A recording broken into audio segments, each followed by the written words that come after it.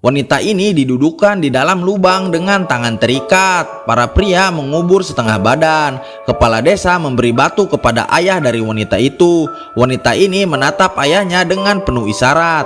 Ayahnya mulai melemparkan batu tapi meleset. Dia mencoba lagi tapi tetap meleset. Dan lemparan ketiganya tetap meleset juga. Kali ini giliran suaminya. Lemparan suaminya tepat di dahi wanita itu. Para warga bersorak, hanya keluarga yang menangisinya. Ini lemparan kedua suaminya. Lemparannya sangat keras mengenai dahi, yang membuat wanita itu terluka sangat parah.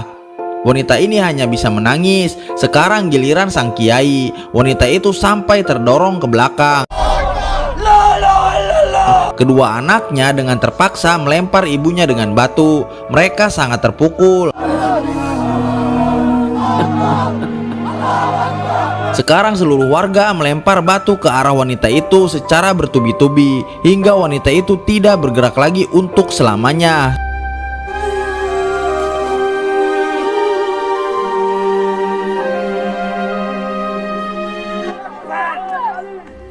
Suaminya tersenyum puas meninggalkan jasad istrinya. Sebenarnya apa yang terjadi hingga wanita ini dihukum?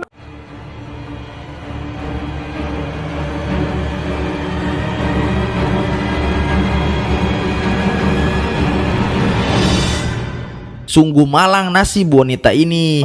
Dia harus dihukum karena fitnah dari orang yang dia sayangi.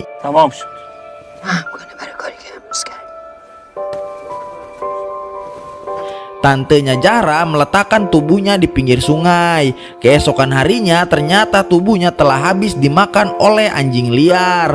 Dengan hati yang hancur, Zahra mengumpulkan tulang belulang saudaranya itu, lalu mencucinya di sungai. Dia mengubur sisa tulang itu dengan penuh kesedihan. Besok hari seorang jurnalis luar negeri berhenti di desanya karena mobilnya mogok. Jurnalis itu menunggu di kafe sampai mobilnya selesai diperbaiki. Zahra diam-diam melemparkan bungkusan pada pria itu lalu pergi. Pria itu membukanya, ternyata itu sebuah peta alamat dan jari kelingking manusia. Karena penasaran, pria itu mendatangi alamat sesuai peta tadi.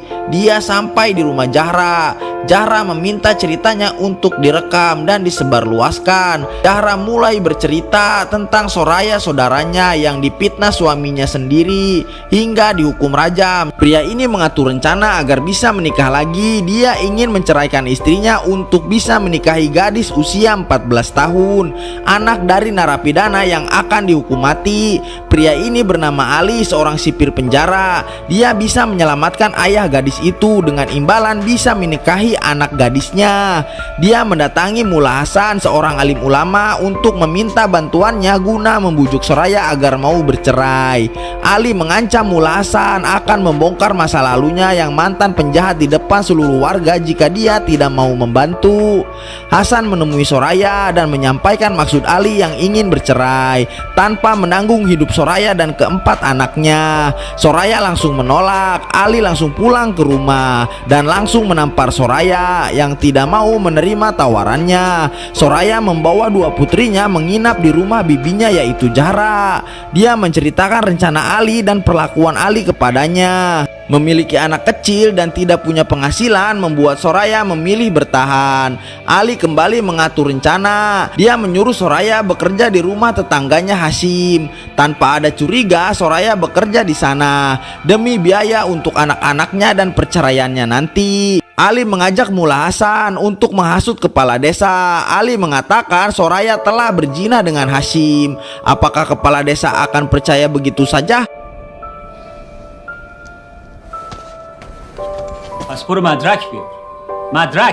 Memukul dan menyeret istrinya di jalan. Perilaku Ali ditonton oleh warga desa hingga Zahra datang untuk melerai keributan Ali dan Soraya. Kepala desa datang ke rumah Zahra. Di depan kepala desa, Ali langsung menuduh istrinya telah berkhianat. Soraya diminta untuk membuktikan kalau dirinya tidak bersalah. Di desa ini suara wanita tidak dihargai. Jadi Soraya yang dituduh, dia juga yang harus memberikan bukti kalau dia tidak bersalah. Sudah dipastikan wanita selalu salah di desa ini. Tiba-tiba Hasim didatangkan oleh Ali sebagai saksi. Hasim yang telah diancam akan dibunuh, mau tidak mau Hasim membenarkan apa yang dituduhkan. Kepala desa dan keluarga Soraya berkumpul. Akhirnya mereka sepakat menjatuhkan hukuman rajam pada Soraya. Ayah Soraya menerima begitu saja keputusan tersebut tanpa beban. Mendengar keputusan itu, Zahra mengajak Soraya untuk kabur dari rumahnya. Namun rumahnya telah dijaga oleh orang-orang suruhan Ali. Di sisa waktunya, Soraya memberikan liontin dan cincin kepada dua putrinya. Sebagai kenang-kenangan, Soraya memeluk erat dua putrinya itu. Di hati kepala desa mengalami keraguan. Dia sholat istihoro untuk meminta petunjuk. Kepala desa berdoa untuk diberi pertanda jika keputusannya telah salah, dan dia akan membatalkan hukuman ini. Apakah doanya akan terjawab? Mas Mardang, Sang. Petunjuk pertama Allah untuk kepala desa. Di tengah pidato tiba-tiba datang rombongan sirkus yang memotong ceramah Mullah Hasan.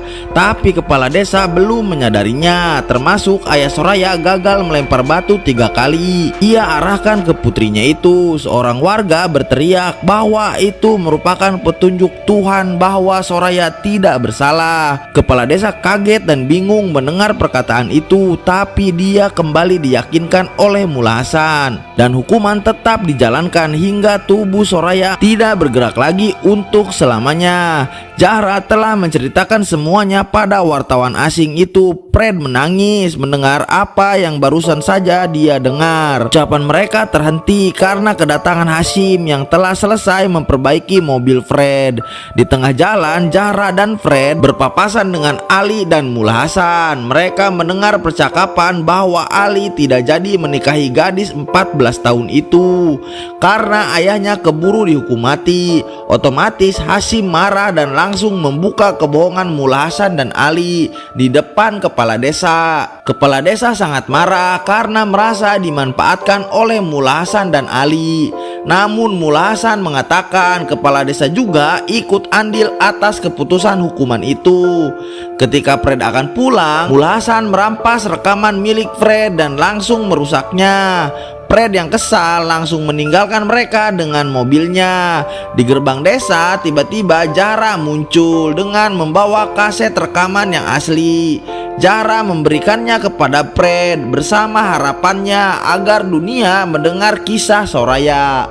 Mullah Hasan dan kelompoknya berusaha mengejar, namun itu terlambat, dan sekarang kisah itu telah menjadi buku berjudul The Stoning of Soraya dan telah tersebar ke seluruh dunia. Kisah nyata ini membuat saya merinding. Tunggu film selanjutnya ya.